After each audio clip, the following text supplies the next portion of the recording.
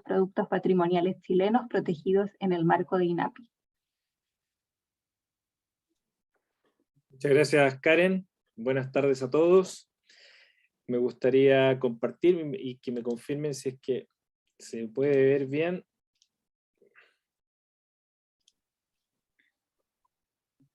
Sí, perfecto. Bueno, muchas gracias por participar en esta actividad que ha organizado el Centro de Patrimonio junto a la Fundación Rondó, y gracias también a los colaboradores que hemos tenido en la difusión de esta actividad y en la difusión de los cursos, en particular a INDAP, a través de Sebastián, que nos acompaña hoy día, Sebastián Acosta, y al Colegio de Ingenieros Agrónomos, que también nos está echando una mano en la difusión de esto y probablemente nos va a seguir ayudando en el futuro. Y también la Facultad de Agronomía e Ingeniería Forestal a través de su departamento de extensión, que también nos ha ayudado a poder difundir este trabajo que se ha estado realizando desde hace ya bastantes años, en el cual junto a INAPI, que también en forma permanente nos apoya en esta iniciativa, estamos tratando desde el Departamento de Economía Agraria y ahora en asociación con el Centro de Patrimonio, poder hacer un trabajo muy estructurado para poder ayudar al desarrollo de los productos patrimoniales, que INAPI los tiene bajo el amparo del programa Sello de Origen. Sin embargo, también existen otros productos alimentarios que no están bajo el sello de origen y que también pueden entrar y son parte del patrimonio, como por ejemplo el pisco, el pajarete, los vinos, etc. Y también existen otros productos que no son alimentarios, que son parte del programa sello de origen, y algunos productos que todavía no están reconocidos bajo la ley chilena y que tienen el potencial de organizarse y hacer un trabajo, ¿no es cierto?, para poder proteger y desarrollar lo que significa la calidad vinculada al origen, ¿ya? Ahí tenemos, por ejemplo, el caso del mimbre de Chimbarongo, que es un caso emblemático, ¿no es cierto?, que todo el mundo reconoce como algo especial, y resulta que no se ha generado, ¿no es cierto?, la organización interna para que se pueda efectivamente proteger su identidad y la calidad que existe vinculada a ese territorio. Lamentablemente, pese a que el programa Sello de Origen de INAPI y antes las denominaciones de origen que son administradas por el SAC, principalmente la ley de alcoholes, no están generando hoy día un mayor impacto económico, ni tampoco social, y lamentablemente por esta razón es que parte importante de estos productos patrimoniales se están perdiendo. Y cuando digo se están perdiendo, significa que menos personas están involucradas en su producción, en su transformación, hay menos personas, principalmente jóvenes, que están tomando la posta, ¿no es cierto?, de las generaciones anteriores que sabían hacer esto, el know-how local. Por lo tanto, de una u otra manera se ha ido perdiendo esta tradición, y corremos el riesgo como país, ¿no es cierto?, que en algún minuto, ¿no es cierto?, se muera la última señora que hacía alguna de estas cosas, ¿no es cierto?, cualquiera de estas cosas, y se muera la tradición con esa señora. Entonces, afortunadamente, existen antecedentes y existe un proceso conocido, principalmente en Europa, de cómo tratar estos productos tradicionales y patrimoniales para que puedan convertirse en foco de desarrollo, y no solamente, ¿no es cierto?, les vaya mejor a esos productores, sino que también empiece a generar un impacto a sectores que son muy complementarios, como por ejemplo el sector de las artesanías, el sector del turismo, de la gastronomía, etcétera, de la educación. Entonces, ¿cómo poder, ¿no es cierto?, gestionar mejor esta herramienta? Porque desde la legalidad ya la tenemos a través del programa Sello de Origen de INAPI. ¿Cómo podemos ahora entonces gestionar esta herramienta mejor? Porque hoy día tenemos varios productos que están protegidos, pero lamentablemente no están generándose los impactos necesarios. Como Departamento de Economía Agraria nos hicimos esta pregunta y pudimos hacer un diagnóstico de la situación general de los sellos de origen, de los productos patrimoniales. Se generó algún par de conclusiones que les voy a mostrar a continuación, bastante resumidas, y lo principal es lo que mencionaba Karen, ¿no es cierto?, que estamos organizando, en conjunto con el Centro de Patrimonio y la Fundación Rondó, estos cursos que nos van a ayudar a mejorar la gestión de cada uno de estos productos. ¿Ok? Entonces, les voy a presentar brevemente los resultados del diagnóstico, que es muy extenso, pero vamos a irnos a los puntos clave para poder mostrar, ¿no es cierto?, la situación actual. Lo primero es que aquí tenemos la, ¿no es cierto?, cronología de, por lo menos hasta el 2018, los productos que se habían protegido a la fecha. Se han agregado un par de productos más en estos 2 últimos años, pero ha sido poco movimiento este par de años de pandemia. Y aquí tenemos las indicaciones geográficas y los sellos y las denominaciones de origen, ¿no es cierto? Tenemos el primero, que fue el limón de pica, langosta, y así el aceite de oliva del Valle del Huasco, tomate, etcétera, etcétera. ¿Ok? También existen las marcas colectivas y las marcas de certificación, donde también hay productos que están protegidos, ¿ya?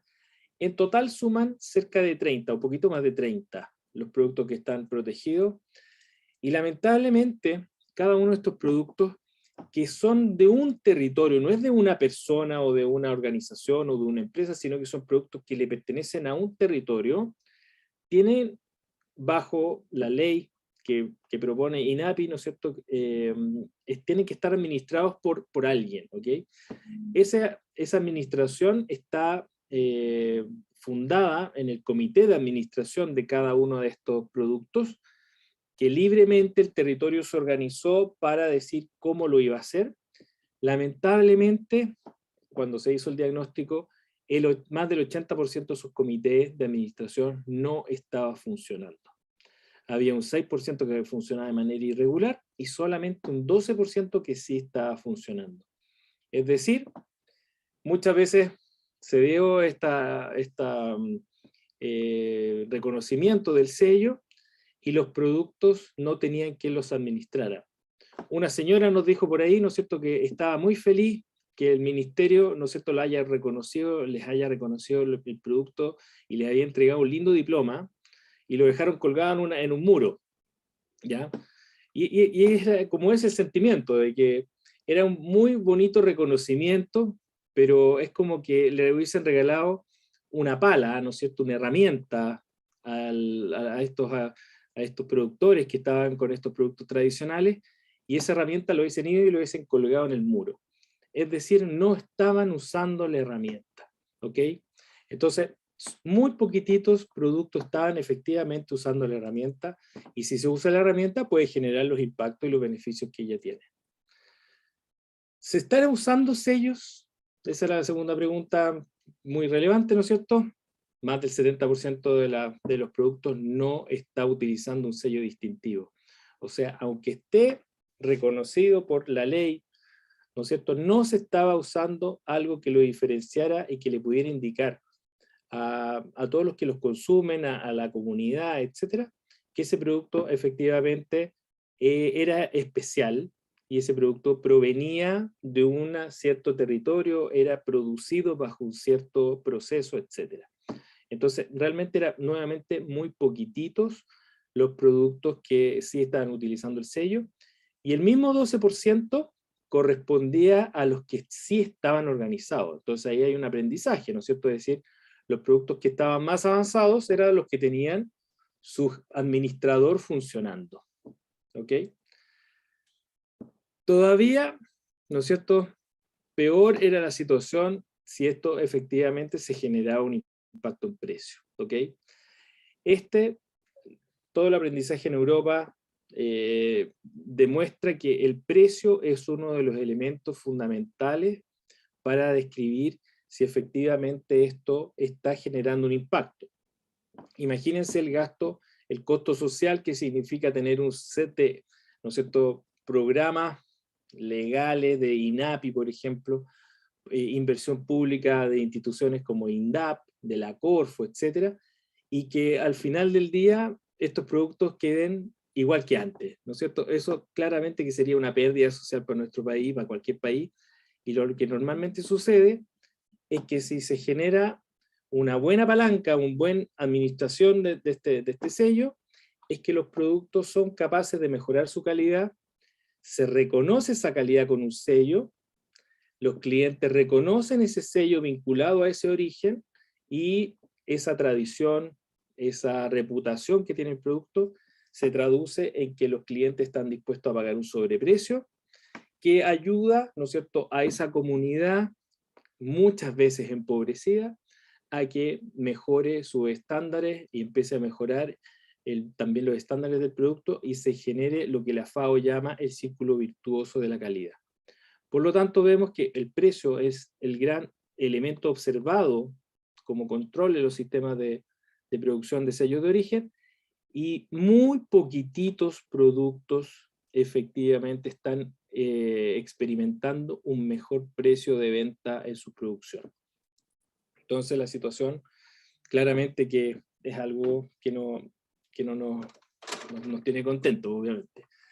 Aquí vemos algunos ejemplos de café, ¿ya? Y aquí vemos cómo el Blue Mountain, ¿no es cierto?, Jamaica, que tiene denominación de origen, ¿no es cierto?, tiene un precio, ¿no es cierto?, muy, muy superior, ¿no es cierto?, a lo que podemos ver de los productos commodity, ¿no es cierto? Por ejemplo, un precio del café no diferenciado está cerca de $3 el kilo, y aquí tenemos, o la libra, perdón, y aquí tenemos cerca de $43 la libra. O sea, esos son los impactos, ¿no es cierto?, que esto podría generar.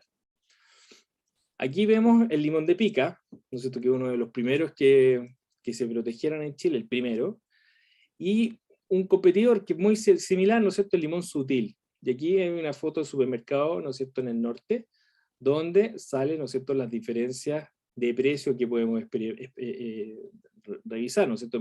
La malla, perdón, 1.500 pesos, versus el kilo, 3.000.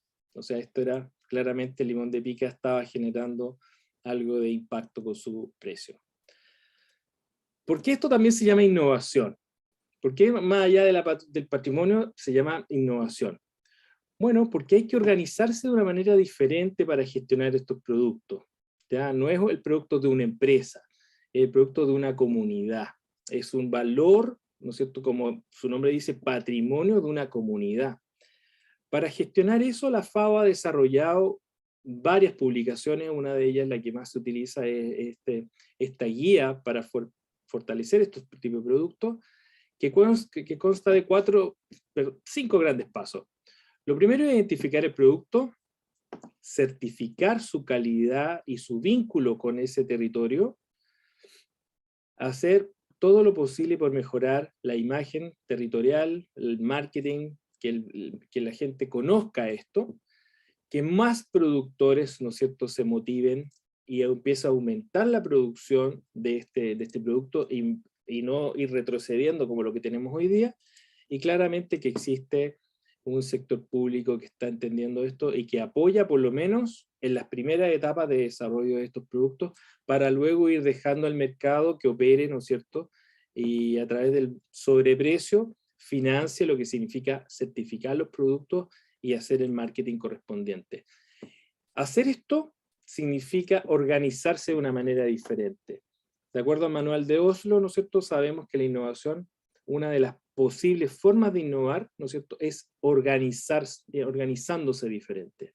Por lo tanto, es lo que proponemos, es lo que queremos enseñar, ¿no es cierto?, durante los cursos que comentaba Karen, y lo dejamos, ¿no es cierto?, claramente a todos invitados a poder participar de cómo hacer esto, cómo se hace, ¿no es cierto?, con las experiencias que ya se tienen.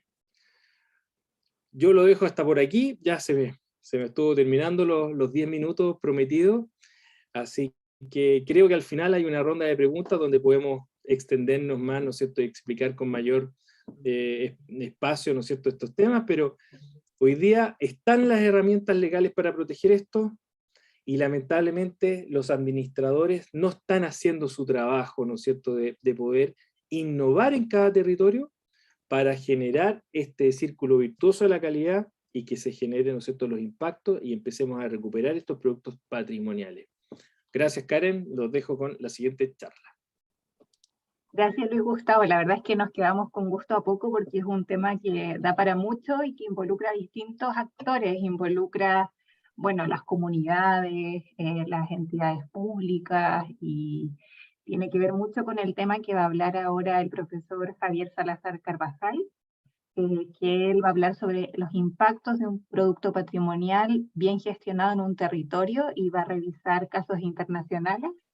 Antes de que el profesor comience, me gustaría contarles que él es ingeniero industrial de la Universidad de Chile, MBA de la University of Tulane y profesor de marketing del Magea UC. Es socio fundador de la empresa Asecor S.A., empresa dedicada a la comercialización y marketing de productos agroalimentarios. Así que, Javier, tienes la palabra. Muchas gracias por la introducción y presentación y por la oportunidad de participar en este webinar, que es muy interesante considerando todo el trabajo que se han desarrollado desde diferentes aristas para innovar y trabajar sobre el patrimonio alimentario, algo tan importante. Tengo poco tiempo para poder exponer lo que me toca, pero ojalá que sirva como para dar un pequeño sabor de lo que se puede desarrollar cuando efectivamente se toman las acciones correctas para ir pavimentando este camino que se empieza a desarrollar al ir promocionando productos alimentarios de una cultura en particular. Déjenme, voy a compartir con ustedes acá lo que tengo. No va a ser una presentación muy larga porque, como les dije, es poco tiempo. Díganme, por favor, me confirman si están viendo lo que yo estoy viendo. Sí, se ve. Ok. Bueno, en el caso mío, a mí me toca hablar de los impactos de un producto patrimonial bien gestionado en un territorio en particular. Y vamos a revisar un caso en particular, en realidad, porque creo que es bastante emblemático y nos puede servir mucho como guía en cuanto a la gestión que se ha desarrollado, a la línea de tiempo que se ha propuesto para hacer esto, y en los resultados a través de la revisión de, tal como lo insinuaba el profesor Díaz recién, sobre el tema de cuáles son aquellos elementos que son importantes para poder rastrear y poder definir si efectivamente tiene algún sentido. Y ese elemento que hemos elegido, ese KPI, es el precio. Entonces vamos a revisar en este caso el café de Costa Rica.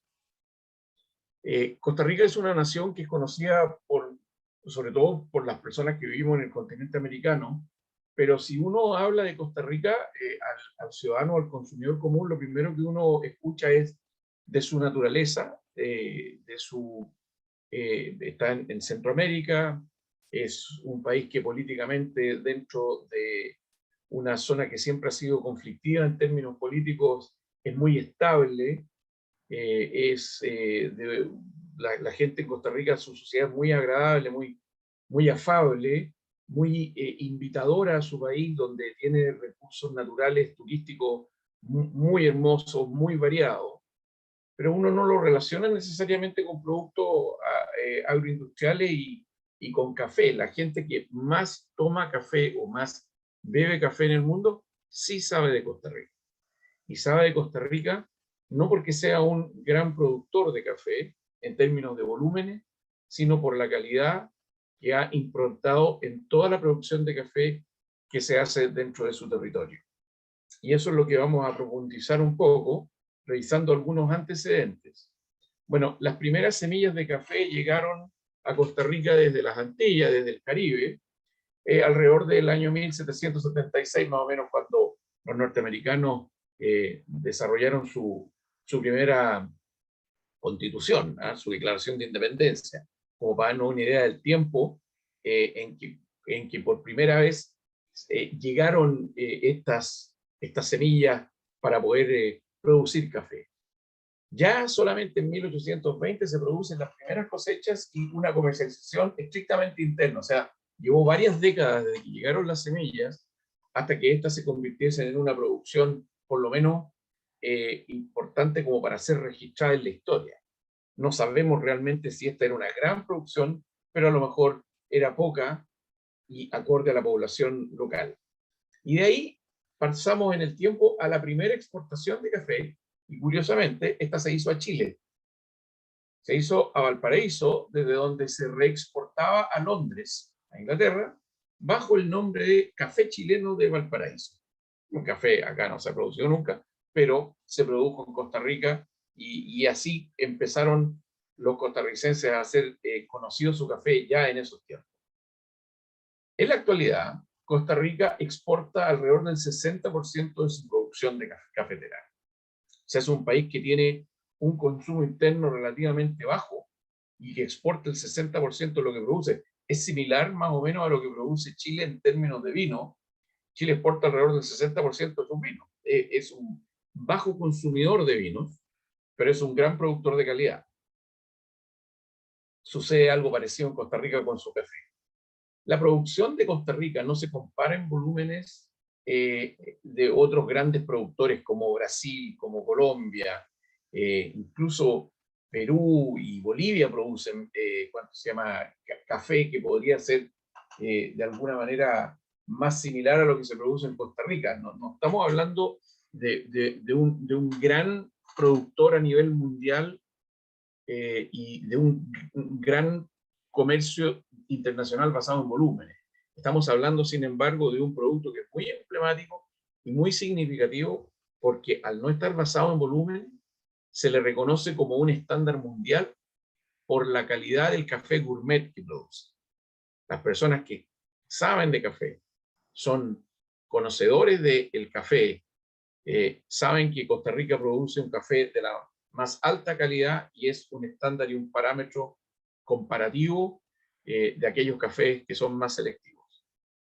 Por lo tanto, sabemos entonces que su estrategia se enfoca y se ha enfocado en la calidad y no en el volumen. ¿Okay? Estos son antecedentes básicos como para poder más o menos comprender qué es lo que han hecho los costarricenses, los ticos.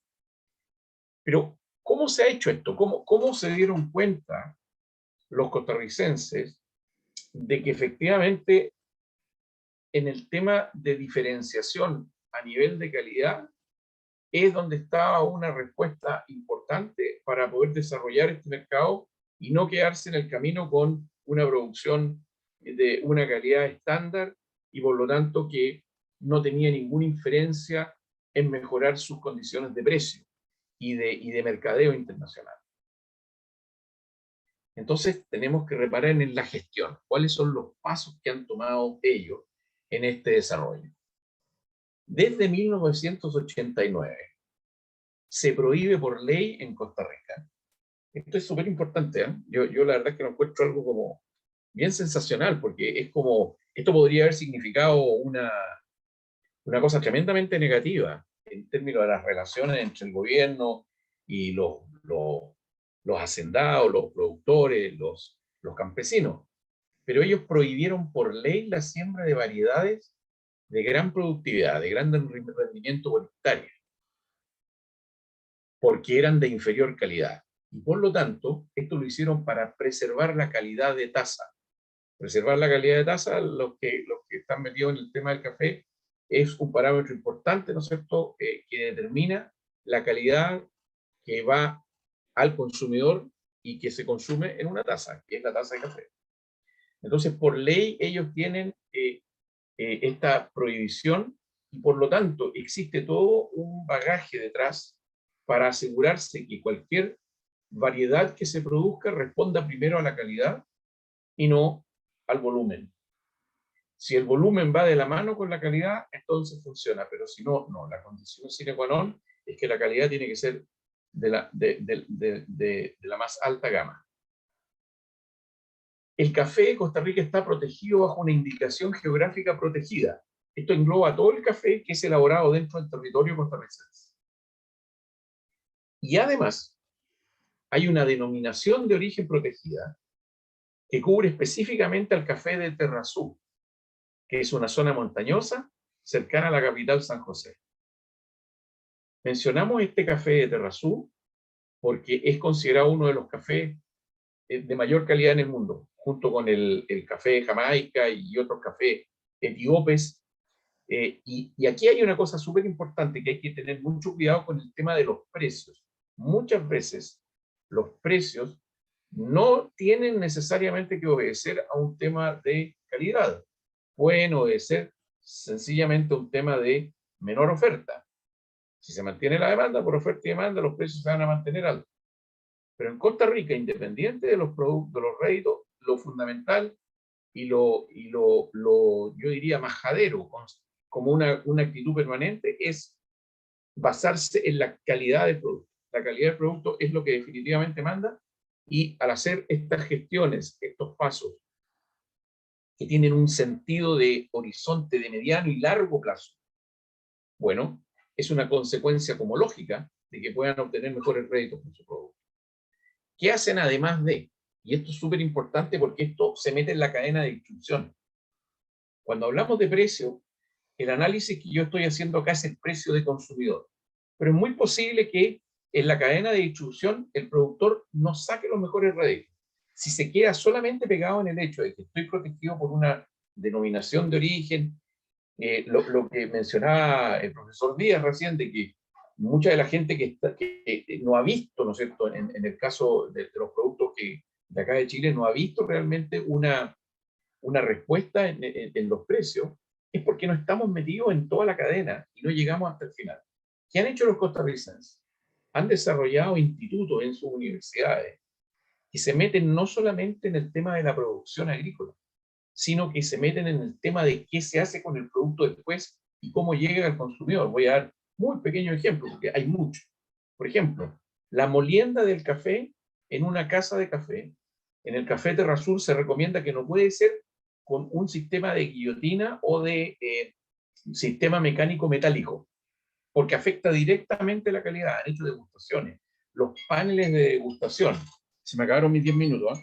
Los paneles de degustación que tienen los costarricenses no están en Costa Rica, están en sus mercados consumidores, están en Europa, están en Estados Unidos. Es de allá de donde se alimentan, viene la retroalimentación, el feedback de qué es lo que está pasando con su producto donde se vende. Porque si exportan el 60% o más, ¿no es cierto?, de lo que quieren, es en otro lado donde se está consumiendo, y ellos tienen una mano en esa distribución, en esa cadena de distribución que llega hasta el consumidor final. No es solamente yo produzco un muy buen café y lo exporto y me olvidé del tema. Hay un seguimiento. El café Terrazú, en términos de impacto, está clasificado entre los cafés más finos del mundo. En el año 2012, el café Terrazú pasó a ser el café más caro vendido en la cadena Starbucks, desplazando al Blue Mountain de Jamaica. Y hay un café etíope también que es muy caro, pero es porque es muy escaso también. El precio promedio de una taza de café Terrazú en Estados Unidos es de $5 la taza. Estamos hablando de precio final, el precio consumidor. El precio promedio de una taza de otro café no supera los $2. Estamos hablando más del doble. Una bolsa de 226 gramos, casi un cuarto de kilo de café, se vende a público a $40. Y aquí hay algo muy importante. Esto lo aprendí de Karen. Aquí hay un patrimonio intangible que coloca a Costa Rica como un productor de la más alta calidad de café. Por eso estos cursos son tan importantes, para poder entender qué es lo que tenemos y cómo podemos aprovecharlo. Los patrimonios alimentarios son parte de la cultura y son parte de la identidad, y por eso debemos apoyar. Muchísimas gracias por su atención. Muchas gracias, Javier, por este ejemplo muy esclarecedor sobre lo que es el patrimonio alimentario. Para conocer sobre la situación en la que está el patrimonio alimentario en Chile, me gustaría presentar a Sebastián Acosta, que el jefe de la división de fomento de INDAP, esta división está a cargo de toda la operación de los programas de INDAP a nivel nacional. Así que si nos puedes comentar, Sebastián, sobre esto, por favor. Gracias, Karen. Bueno, también saludarlos todas, todos especialmente y con especial aprecio a Loreto, a Gustavo y a Javier también, un gusto verlos nuevamente. Gracias por el espacio. Yo simplemente quisiera hacer un par de comentarios nomás, un par de minutos. Entiendo que también es parte del programa esta conversa, así que gracias por el espacio. Principalmente destacar 2, 3 cosas, pero como primera línea general, agradecer que también en este espacio poder incorporar a la institucionalidad pública en términos de específicamente pensar en la agricultura familiar campesina como también parte del patrimonio alimentario de nuestro país. Bien lo explicó Javier, Gustavo, me quedo con la frase de Javier al final, que dice que este tipo de instancias, de cursos, muestran qué es lo que tenemos y cómo podemos aprovecharlo, cómo podemos valorar y valorizar también lo que se está generando, en este caso en nuestro país. Bien se conoce, ¿no? Los sellos como instrumentos de resguardo, pero también de promoción, en términos del vino, del aceite del huasco, pero también hay una vertiente que nosotros, al menos desde el Instituto de Desarrollo Agropecuario, exploramos y vemos también que este espacio de formación es fundamental para que parte de las más de 2.000 personas que trabajan y que operan los programas del INDAP, desde Bisbiri hasta Cabo de Hornos, puedan justamente ir adoptando nociones de la importancia de poder relevar el desarrollo comercial de quienes producen el patrimonio alimentario en este caso. Hoy día, bien lo mencionaba Gustavo al principio también, el 94%, en la encuesta que tenía usted, el 94% no aprecia un impacto en los precios. Nosotros desde la agricultura familiar campesina, cuando se genera una expectativa sobre el productor que está generando su producto, que es muy particular, de una zona específica, y que tendemos como Estado a generar incentivos de reconocimiento, pero ahí tenemos un desafío y una brecha muy importante, y que se aborda también con la formación. Por eso celebro este espacio nuevamente, porque las cifras lo reflejan, no es un impacto en los precios lo que se está generando cuando simplemente nos enfocamos en reconocer por reconocer. Hay que también trabajar en justamente educar al cliente, educar al consumidor, y también comprender que el productor, el particular de la agricultura familiar campesina, lo que mejor sabe hacer es producir, pero después tenemos la gran brecha de que tiene que comercializar. Y ese punto intermedio, muchas veces, o al menos a nivel de cómo está configurado hoy día el Estado, en la agricultura familiar campesina pasa principalmente por los programas del INDAP, como donde ya les mencionaba, más de 2.000 extensionistas entregan las herramientas día a día a los más de 160.000 productores que atendemos todos los años.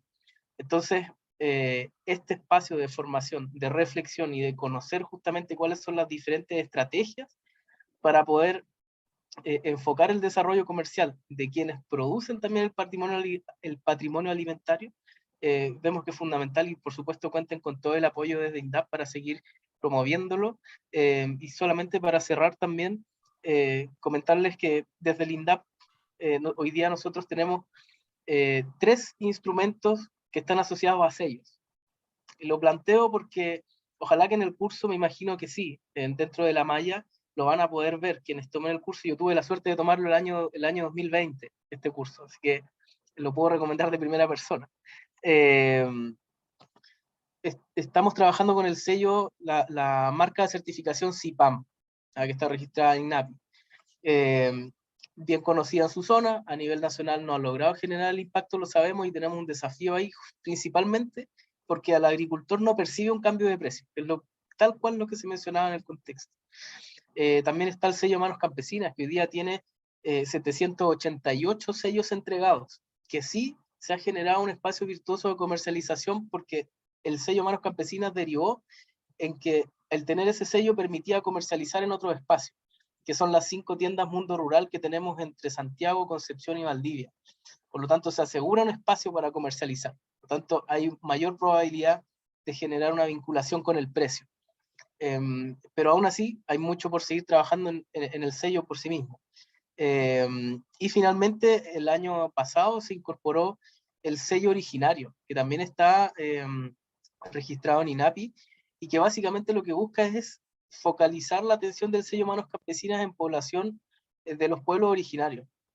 Y vemos también como estrategia general que estas 3 herramientas han funcionado como un reconocimiento a, pero el desafío que tenemos hoy día, y para concluir, es cómo, ya teniendo ese escenario de reconocimiento, podemos generar y construir las estrategias y las políticas públicas que nos ayuden a transformar ese espacio de reconocimiento en una concreción monetaria, también en una retribución, porque el agricultor ya se siente reconocido con el sello, pero llega un momento en el tiempo en que ya ese reconocimiento debe transformarse en otro tipo de reconocimiento para seguir produciendo, porque parte del patrimonio alimentario de la agricultura familiar campesina son producciones que están muy expuestas a los riesgos del cambio climático, por lo tanto el incentivo a producir tiende a ser menor en la medida en que no hay un reconocimiento más explícito, en este caso por parte del Estado o del mercado también. Entonces, bueno, son cosas que yo me imagino, o sea, sabemos que se van a conversar y reflexionar en el curso, y por supuesto cuenten con nosotros también para toda la colaboración en el desarrollo del mismo. Así que muchas gracias. Gracias, Sebastián. La verdad es que este tema plantea muchos desafíos y áreas de trabajo. Me gustaría invitarlos a todos y todas a que puedan dejar sus preguntas en el chat. Nosotros hemos recopilado un par de preguntas. No sé si Loreto, Luis Gustavo, Javier quieren comentar algo antes de pasar a que Gilder González, el coordinador de extensión, lea las preguntas que tenemos. ¿No? Gilder, entonces tenemos unas preguntas. Sí, por acá me llegó una pregunta para Javier. Desde el punto de vista del marketing, ¿cuáles son los principales desafíos en la comercialización del patrimonio alimentario en el exterior? Mira, desde el punto de vista del marketing, es muy importante que se entienda bien cuál es el producto y cuán terminado es este producto. Si es un producto que, mientras más terminado, ¿a qué me refiero yo con un producto terminado? Un producto que sea listo para ser comercializado y consumido por el consumidor final, ¿ya? Un producto que va, que es el producto intrínseco, que va etiquetado, que va rotulado, que va envasado. Ese es el producto que se vende. Mientras más terminado es ese producto, más marketing tiene que tener detrás, más penetración dentro de la cadena de la cadena logística o la cadena de abastecimiento. Mientras menos acabado sea un producto intermedio que puede ser utilizado, por ejemplo, como un ingrediente en otra empresa, menos inferencia va a tener, va a ser otro tipo de marketing, un marketing más industrial. Por lo tanto, el marketing está siempre de la mano con cuán terminado sea el producto.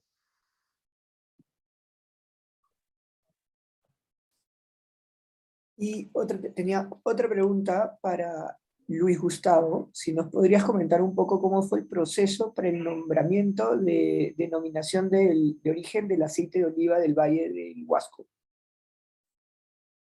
A ver, antes que se me vaya la idea, porque me quedé con algo dando vuelta de la pregunta anterior a Javier, es que una de las cosas interesantes, y es porque una de las gracias que tiene el desarrollo de estos productos es porque genera, es una de las pocas cosas que genera el famoso chorreo, ¿ya?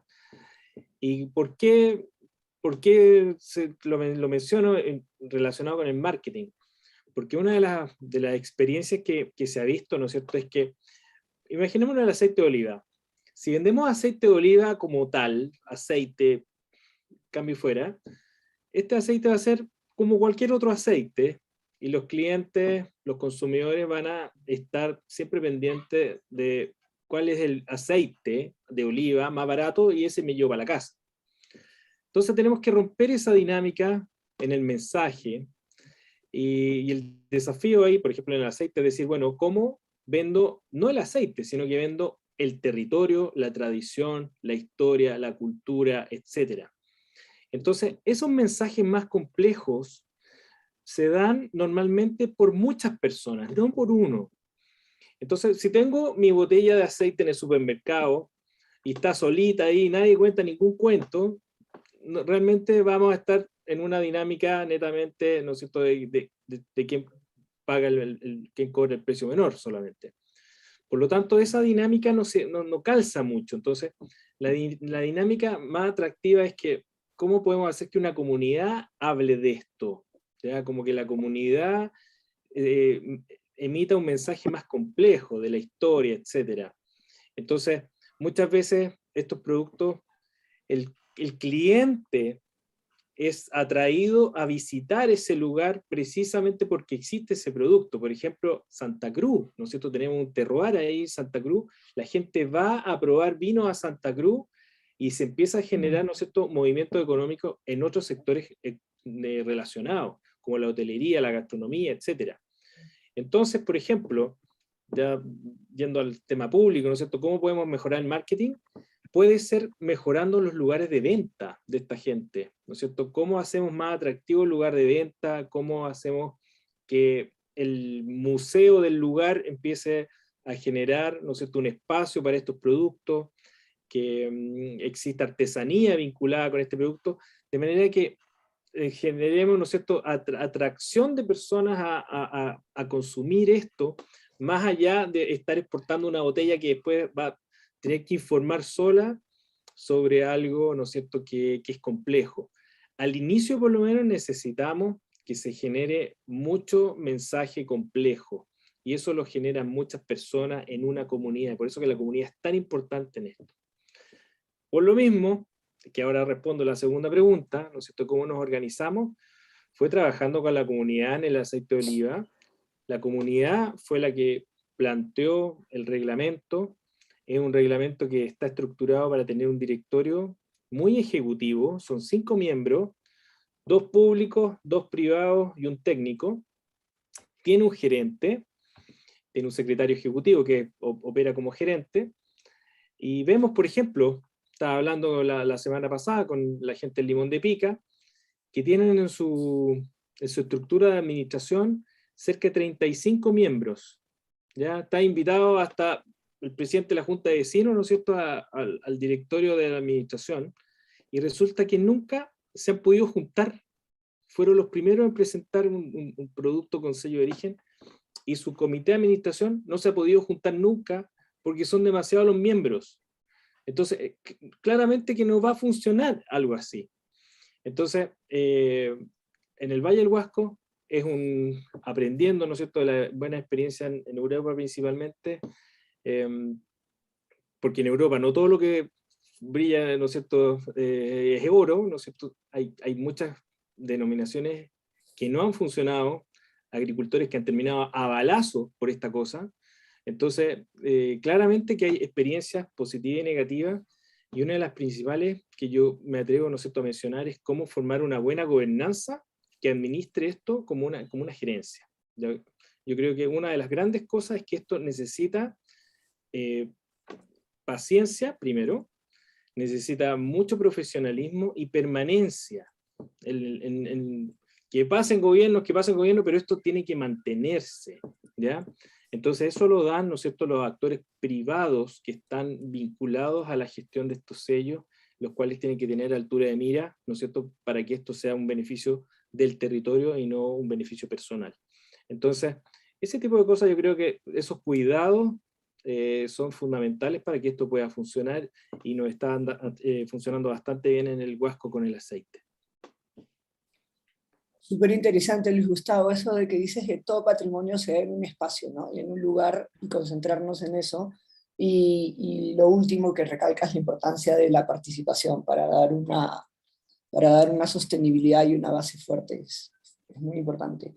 Tengo una última pregunta para Loreto, que si nos podría, más que una pregunta, es si nos podrías contar más sobre el proyecto Back to the Roots, Cocina Par, y cómo participó la Fundación Rondó en esto.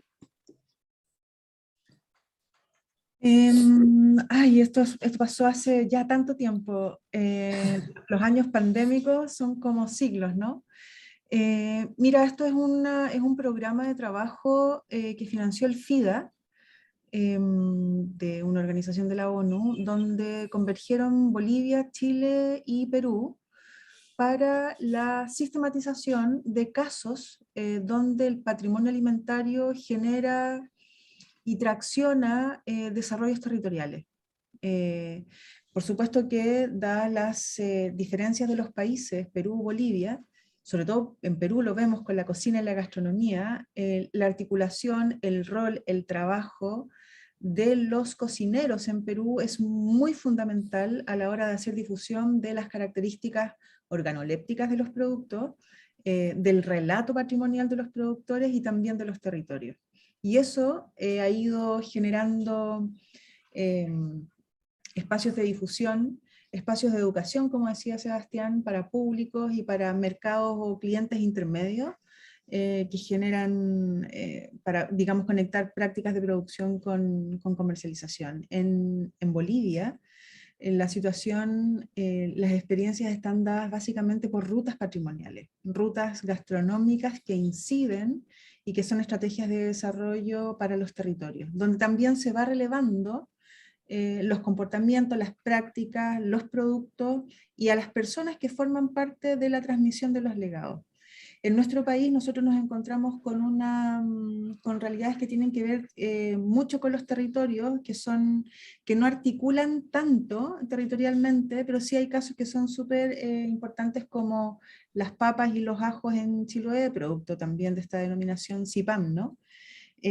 Algunos casos de cooperativas en el sur, productores de mieles, que generan ahí también un movimiento de vinculación, de comunidad, de familia sobre todo, relevando también el comportamiento de la agricultura familiar campesina. Y prácticas también que tienen que ver con tradiciones, por ejemplo la quinoa de Tarapacá, que el proceso completo de siembra y cosecha responde a procesos muy íntimos que responden a la cosmovisión de la cultura aymara. Encontrarnos los tres países, conversar y difundir lo que habían sido estos procesos de sistematización fue súper importante, y desde ahí es que arranca, o parte, o se da inicio a la primera versión de este curso de patrimonio alimentario que dictamos a fines del año 2020, cuando ya estábamos en plena pandemia. Nos atrevimos, vinculamos y generamos estas instancias para compartir parte de los aprendizajes, de los procesos, y generamos también en esa instancia una caja de herramientas que va sistematizando, valga la redundancia, las herramientas para trabajar con los territorios y el componente del patrimonio alimentario. Post pandemia, no sé si ya estamos en la post pandemia o entre medio de la pandemia o no, el programa se está ajustando, se está actualizando, y la apuesta es que podamos retomar y conocer otras prácticas en Chile, otros territorios en Chile, a otros productores en Chile, y que también existe la posibilidad de traernos algunos aprendizajes y experiencias, tanto de Perú, de Bolivia, para lograr justamente lo que se requiere desde la perspectiva del marketing, construir un relato desde las comunidades y con las comunidades para generar los espacios de comercialización.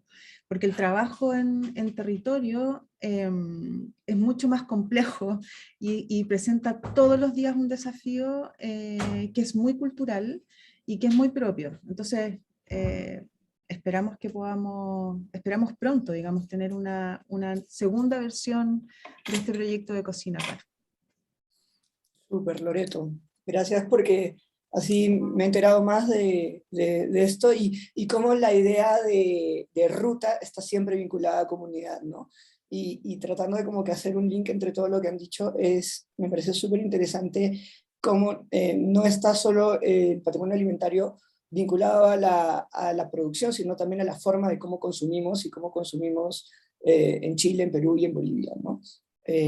Nada, yo quería finalizar agradeciéndole a todos, de verdad, y a todas por participar. Antes de finalizar, me gustaría recordarles que el Centro de Patrimonio Cultural tiene una website puesta ahí, que le hemos puesto en el chat, donde publicitamos nuestras actividades, las cosas que hacemos y las becas para los programas que estamos realizando. También tenemos las redes sociales puestas ahí en el chat, y finalmente recordarles que las matrículas a nuestros programas se realizan en nuestra web. Y si necesitan más información, no duden en escribirnos a centropatrimonio@uc.cl, al correo de Karen, a mi correo, ksgole@uc.cl, y le doy la palabra a Tomás Céspedes, que les puede hablar un poco de las redes de la Fundación Rondó.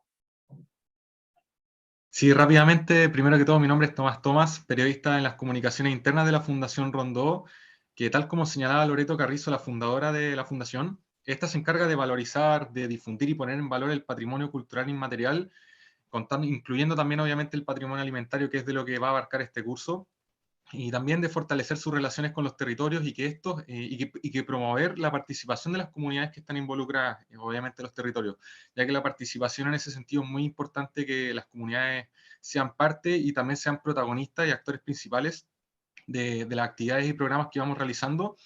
Y por eso mismo, para revisar más sobre nuestros programas, proyectos, iniciativas, objetivos, pueden ingresar a nuestro sitio web fundacionrondo.cl o en Instagram, que @fundacionrondo. Sin nada más que agregar, me despido y agradezco también la invitación a participar de la coordinación del curso. Bueno, muchas gracias a todos y todas por participar. Nos vemos en una próxima actividad. Estamos coordinando un webinar en el contexto de otro curso de Storytelling, Construcción de Relatos Patrimoniales. Así que lo vamos a anunciar en las redes sociales. Muchas gracias. Chao. Chao. Gracias a todos, muchas gracias. Cuídense.